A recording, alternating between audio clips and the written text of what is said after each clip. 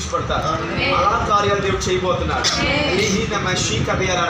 ఇంకా కొన్ని నేను చెయ్యాలి అని దేవుడు చెప్తున్నాడు. దానికి కొంత సమయం ఉందని దేవుడు చెప్తున్నాడు. మీరు అడుగుతున్నారు, ప్రభా అన్నీ జరుగుతున్నాయి, ఇది కూడా జరిగించున్నాడు. కానీ నా ప్రభు అంటున్నాడు, ప్రతి దానికి సమయం ఉంది. ఎర్నే కాలంలో అన్నీ జరగబోతున్నాయి.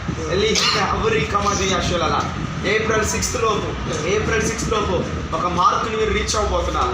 ఒక టార్గెట్ మీరు రీచ్ అవ్వబోతున్నారు.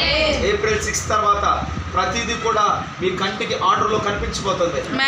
ఏం చేయాలో దేవుడు పరిపూర్ణ విడుదల చేయబోతున్నాడు. పరలోకంలో ఉన్న మాదిరిని కన్స్ట్రక్షన్ దేవుడు మీకు చూపించబోతున్నాడు.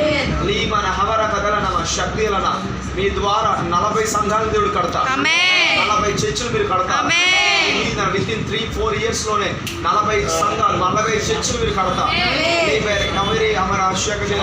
ఒక ట్రోఫీతో మీరు నిలబడబోతున్నారు. మీకు విజయాలు ప్రారంభించబడినాయి. ఇప్పుడు ఆగో లేని మెదడు అక్కయ్యాలనా ఒక యెహోషువ వలె దేవుడు నువ్వు ఆడుకోబోతున్నాడు.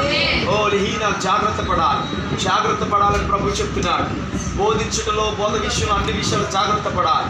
కంగారు పడొద్దు. ఈలానా వర్షం దేవుడు వాడుకోబోతున్నాడు. చెల్లి, నీకు దేవుడు కొన్ని నేర్పించబోతున్నాడు. అమ్మాని దేవుడు మీకు ప్రతిఫలాన్ని ఇవ్వబోతున్నాడు. దేవుడు మిమ్మల్ని లెవెల్ని మార్చబోతున్నాడు. నేను కుటుంబాన్ని బ్లెస్ చేస్తున్నాను.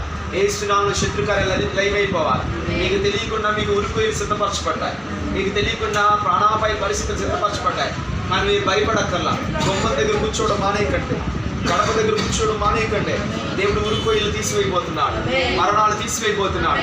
మీ మీదకి వచ్చిన మరణాలను డైవర్ట్ అయిపోబోతున్నారు.